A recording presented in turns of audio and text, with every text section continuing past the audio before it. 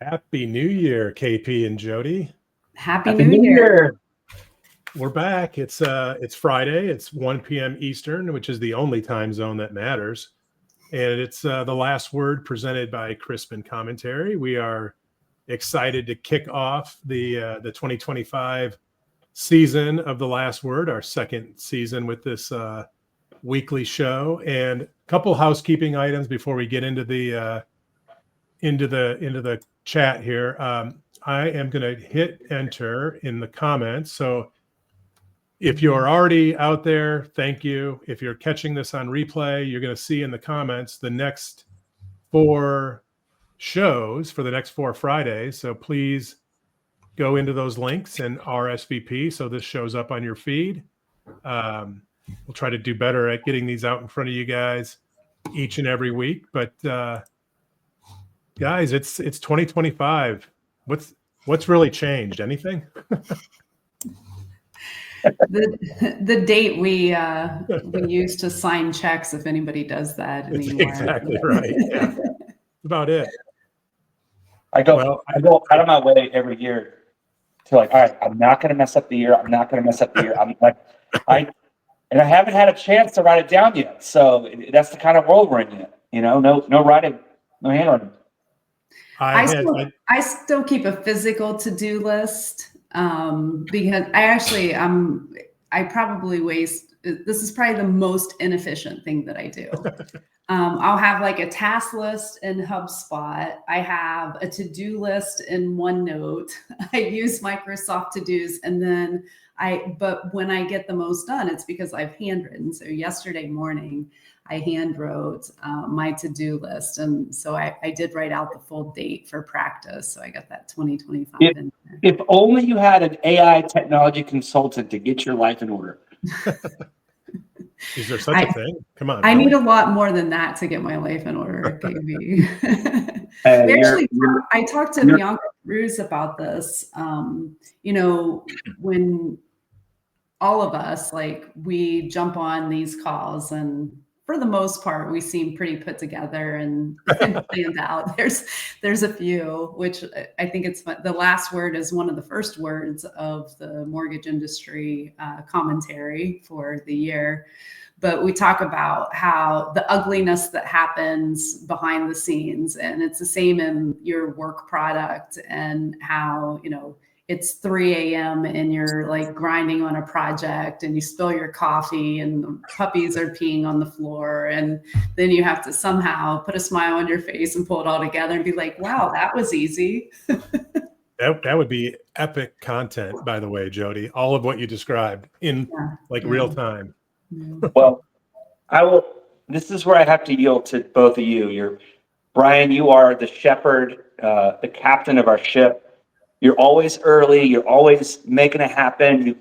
You come in whether you have COVID or not, and I know you're still kind of getting over it. Me, I'm always the last guy to get on camera. If you want good content, it would be me actually having my camera on, so you could see me running around the house, shooing kids away, doing my hair or whatever it is that I'm doing. I pack too much crap into this time slot. Fridays are tough for me. There's no easy Friday for me. That's for damn sure.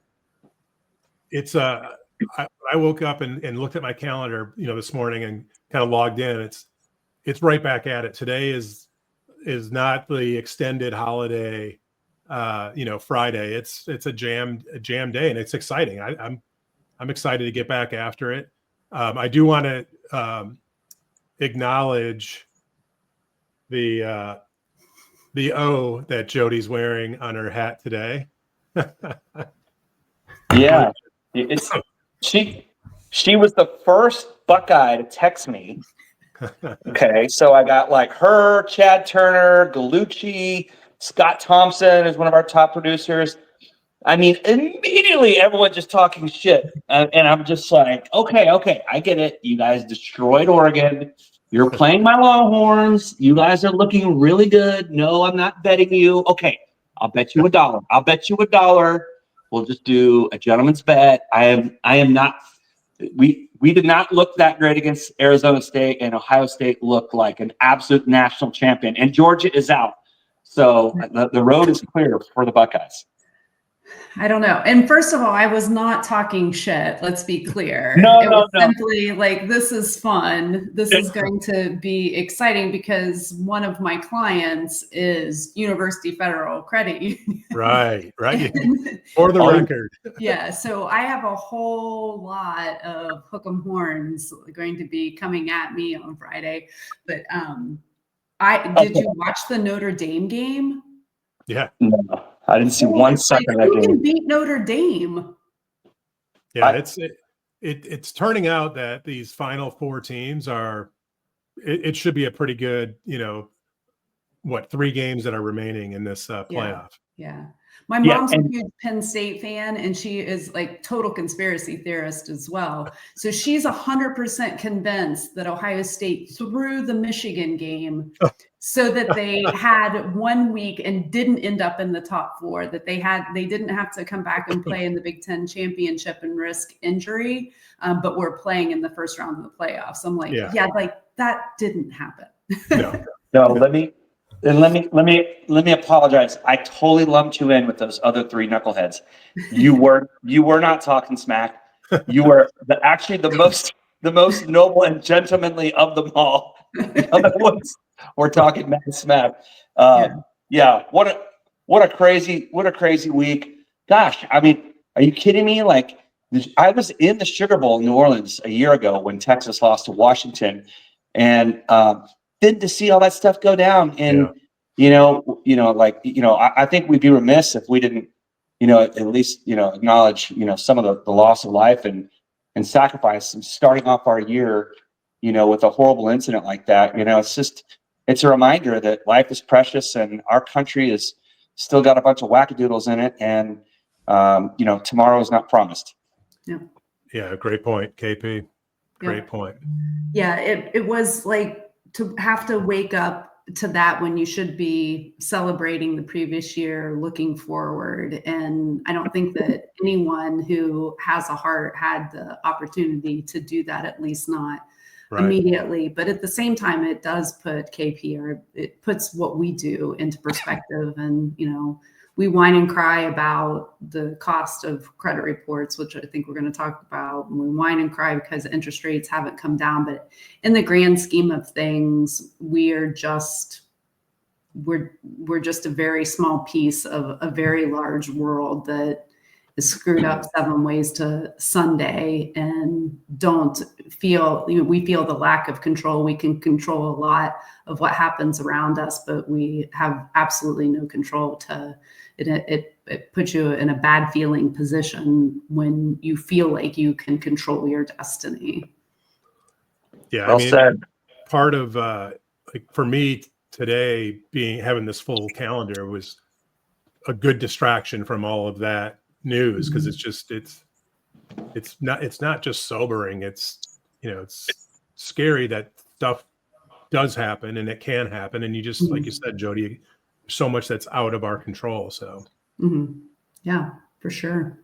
Well, I was still up, so it was after 1 in the morning, and me and my son were watching the latest. My 7-year-old was the last one up with me, and we're watching the latest episode of Skeleton Crew on Disney Plus. So not the best news to start our new year, but we forge ahead. The American spirit is undefeated. Yep, for sure.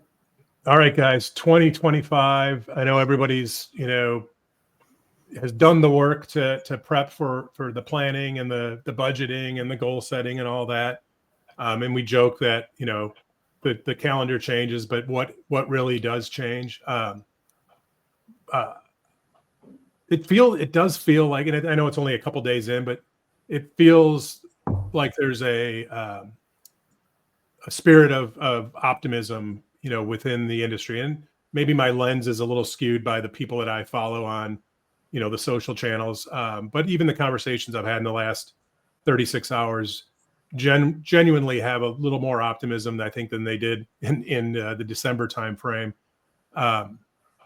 So let's get into, the 2025 landscape. I know we've got conference seasons already kicking off. KP, you're co-chairing the NBA IMB coming up here in a few weeks. Why don't you give us a little inside baseball on what we can expect there in Austin? Well, yeah, I'm taking a deep breath because I feel like I just got off the road, but no rest for the weary, right? Yeah, it's the Mortgage Banker Association is obviously a premier organization.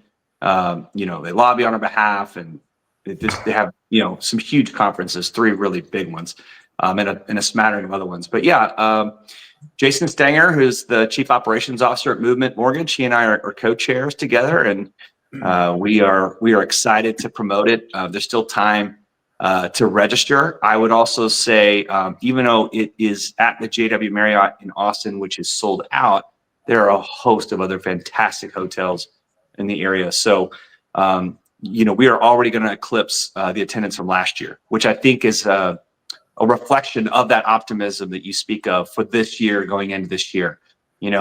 Last year wasn't a year of survival like the year before. It was a year of retooling and growth. We were profitable and we grew, and now we're projecting for more growth and more profitability in 25. And I think we're like every other lender out there. So I feel there's some good optimism carrying over. So good content, awesome speakers. Of course, the entire MBA crew is there, and some great thought leaders. I mean, Stan Middleman speaking, of course, Marina Walsh and Mike Frattantoni, Bob Brooksman. I mean, it's a great lineup. So plus it's Austin, the food, the people, the cost of living. It's just a great town with lots of energy. So I would get your butts out there. I remember when NBA Annual was in Austin. What was that? 2018, maybe? 18, 19, maybe. Yeah. It was great. And TMC has been in Austin as well. Great city to have a conference in. It was the first place that I rode a bird, the scooters. Oh yeah. And Steve Polito from Annie Mac and I, we were dummies and couldn't figure out the app, so we could only rent one. So we went tandem down the main street. The night ended on bets on riding Mechanical Bull, and I will take that reward. I won. I stayed on the longest. So. I think I've seen a video of KP and JT John Tallinger riding tandem on a scooter before. Yeah, we had birds up in DC one year for I think it was an NBA as well, but we were in DC, and unfortunately my bird died, so I had to play big spoon behind JT, the little spoon driver, and we had some good video. Andrew Berman saw us, and a bunch of people were doing like a monument tour, and here these 2 jackasses roll up on a bird. It was pretty funny. We'll see if we can can you relive that? Yeah. No, so we got our daughters who are 911 scooters, and I just want to give, this is professional advice. I give kind of sagent but kind of random advice for a conference season. I'm just going to tell you, if you are ever on a scooter anywhere in your life, don't ever take a hand off. It's always 2 hands. I know some people will grab one, they want to do a selfie or answer their phone. The scooter will wreck in a second. I mean, next thing you know, you've blown out your ACL. I've seen it happen so many times. Do not take your hands off scooters, and stay away from Lady Bird Johnson Lake. There is a serial killer on the loose in Austin with a 17th confirmed victim. So there's one part of town just don't go to. All right, just stay around the conference and downtown, and it's all good. Good PSA. I just put that in the comments for folks too. Yes, please. So, Jodi, you kind of teased this topic, but the ever rising cost of loan origination. But let's go really deep into a component, and a key component, which every loan has to have, which is the cost of credit.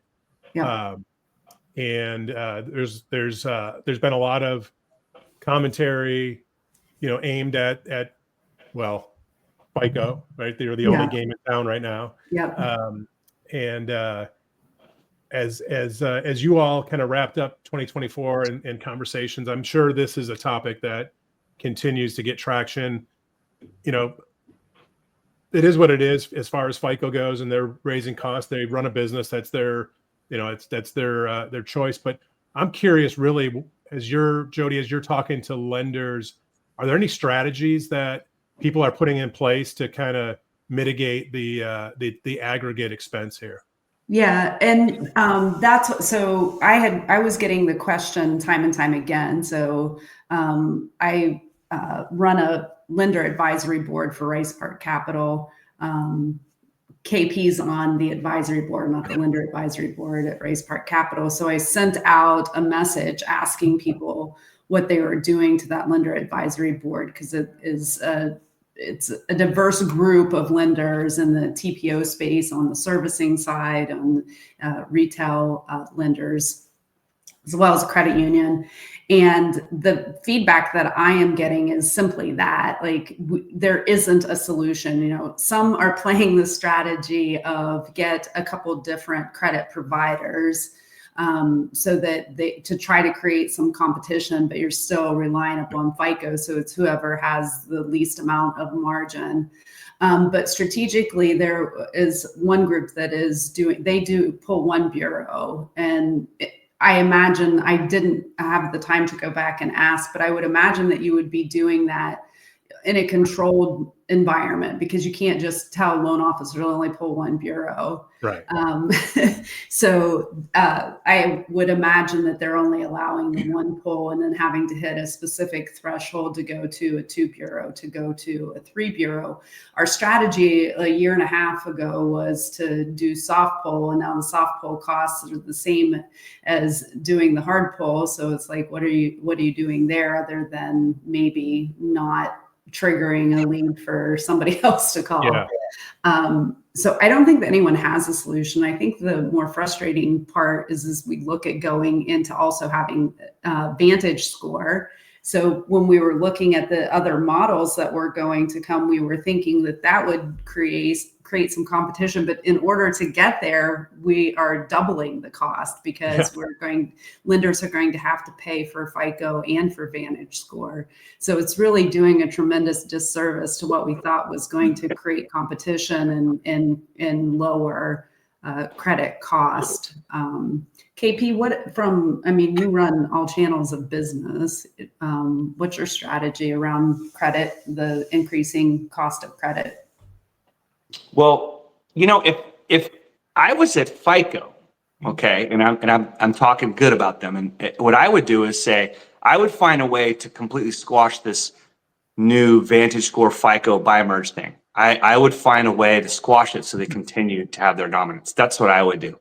And I think they could find a way to do that. They could probably lower their prices and then come in and together with the industry lobby against all these changes, because nobody wants to make this change. We're just doing it because we're told to do it, because one report that the MBA has poked holes in says that more renters will, be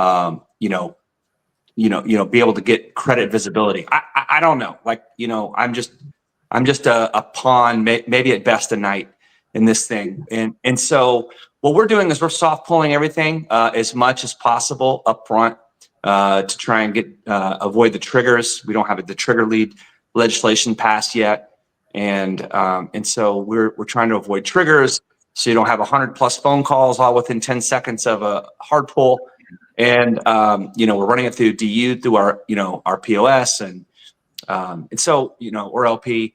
So that's what we're doing. And then we go hard on the pull later on down the road, as close to closing as possible. So that's been our strategy. I don't, and that's going to change, I'm sure, whenever we figure out what direction we're finally going to go. We still don't have, to my knowledge, you guys may know, I don't think anything has been done or said about, FHFA director, CFPB director. I don't, what does that mean, right? You got all these other cabinet positions being picked, but this administration hasn't picked those two. What are they trying to do with those two? There's, you've got Elon Musk out there tweeting, delete the CFPB, which, we know that, they're good in protection of consumers. I think outweighs their bad. And I would say generally they've mostly stayed off of our industry, except for maybe a couple headline cases they're going after. So, we're just dealing with whatever changes come our way, and that's been our protocol and our process to go through it. We've got a great partner, that helps us with our bundling, credit, scoring. We try and charge consumers when we can up front. Let's call it $80 or something, just to get some skin in the game. And then, that helps offset whatever hard costs that we actually take. I mean, we're going to run the numbers again now that we have year end. A year ago, when we went through all this exercise, we were at 18% pull through to funding from pulling any kind of credit report. Okay, so let's just say 1 in 5, right? So you're basically, if you're only charging for 1A loan funds, you're basically charging 5 times the cost of a credit report to the one borrower that's fortunate enough to fund to subsidize the cost of the other 4 that fell out. And that's not what the FHFA intended. They did not intend for borrowers to be paying for credit reports. They did not intend for them to be paying more. And they're mum on that. They've never even addressed that. There's just like, but renters. Okay. What about all these other people that are paying harder costs? And so, anyway, it's just, anytime you try and have a good-hearted regulation to help more borrowers that are credit invisible get into housing, which is damn near impossible with higher rates and higher taxes and higher insurance, there's always unintended consequences, and we just deal with it. That's what we do with operators.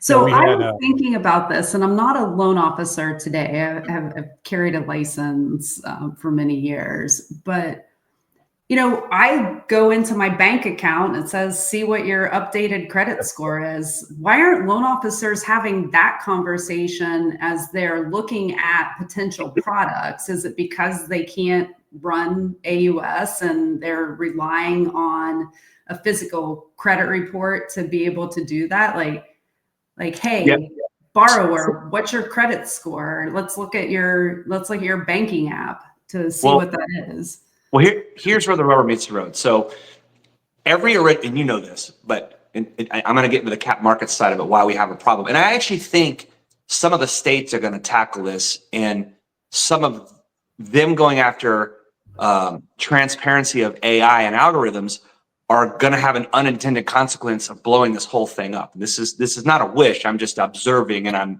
I'm saying. So if you're an originator, the very first time you get on a phone call, you want to talk to them about their situation. You want to pull their credit right away. If you can, you want to get them right into a loan app, and you want to run DURLP. You want to do that on the first call. So you can achieve all of that, but the way that the capital market is structured in the secondary market, that loan that runs through DURLP, Fannie or Freddie, must that would eventually go into a mortgage-backed security. The gold standard of credit grade investment quality loans is a FICO algorithm. Now I will tell you, when Fannie and Freddie, when they're scoring borrowers, they don't pay FICO for a credit report. They don't pay FICO for an algorithm. They just take the raw trade line data, feed it into their system, and then they determine credit. Now, do you know how much raw trade line credit costs? Pennies. Right. It's like a couple bucks. Okay, this is what the car industry does, consumer loans, credit cards. They don't pay FICO, to bless this mortgage-backed security that gets sold around the world in the secondary market. And so I'm not advocating for this, I'm observing. But there are some states, and I'm in California, I think Colorado is one of them.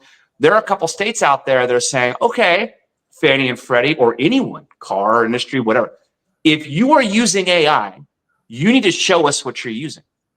And so if Fannie and Freddie have to fight states, okay, and they have to show transparently what those raw trade line credit algorithms are, I contend that Fannie and Freddie should just go open source with that. And that would allow all of us as operators to then just go pay for cheap trade lines, and then we'll just do it the same way they do it, and then run that through Fannie and Freddie. The problem is, once you get down the line to a mortgage-backed security, will those securities still be sold? Right. And so does SIFMA have to get involved? Do cap markets teams have to get involved? And I would say to some extent, yes. But I don't think that, the algorithm is the end all be all standard. We have 50, 60, 70 years of history looking at credit and having mortgage-backed securities, in DUNLP, by the way, Fannie and Freddie being the safeguard, not an algorithm from a credit agency or third party being the standard. And so if Fannie and Freddie are forced by states to show their cards, okay, because of AI transparency in this new world of AI, then that could blow this whole thing open and would actually make it a lot less expensive. And I will defend Fannie and Freddie. Neither of them want to show that because that's partly their secret sauce, if you will. But so what? I mean, so what? You're already showing us what you approve and don't approve. You can always tweak it all the time. You constantly have updates. You guys are both entities that are welcome to have your own credit standard. And so I don't know what's so secret about what they're holding back or why they don't want to show that. But I'm not advocating for it. I'm not trying to say anyone's messed it up and doing the wrong thing or doing wrong by consumers. This is the game and framework we all play in with people who make rules and regulations that aren't even in the game. So, you got politicians that don't know, shit from Shinola, to give you some love there in Detroit. And, then it just costs consumers more money. So anyway, I think a lot is going to happen here, and it's still a little bit a lot of uncertainty. Jodi, you mentioned each of us can open up an app on our phone and see our credit score, see our credit report, right? So I happen to be in that business, right? We build technology that allows lenders to engage consumers on the consumer's direct source, consumer permission data, including their credit. One of the things that I uncovered in December as I was doing some year-end, kind of quarterly or annual reviews with some of our heavy users, was this unintended use case for our product where loan officers basically created a waterfall approach, right? In KP, you were spot on what every loan officer seeks to do on that first call is to get to the next step. And the next step the next preferred step is typically get into an application and get into DU, LP, et cetera. What happens in practicality, though, is on that first call, usually in the first 5 minutes, based on a loan officer, asking a couple pointed questions, they kind of know whether or not, there's a deal to be had, right? And so from a waterfall perspective, what we uncovered was a loan officer or two, maybe it's a dozen now, that as part of their waterfall, when they have that initial 5-minute consultation, if they get any indication that credit is a potential, hurdle, they basically say, hey, let's start with, this app, download this app. Once you've downloaded it, let's get back on and talk about what you see. And they're using that as kind of a way to, again, from a waterfall perspective, maybe have fewer soft pulls and that result in hard pulls at the very top of the process. So whether it's, your B of A or your Chase app, or if you're a FinLocker client, you're using our app, I do think there's some creative ways that loan officers can kind of create a little bit of a waterfall logic for who gets to that ultimate hard pull. Yeah.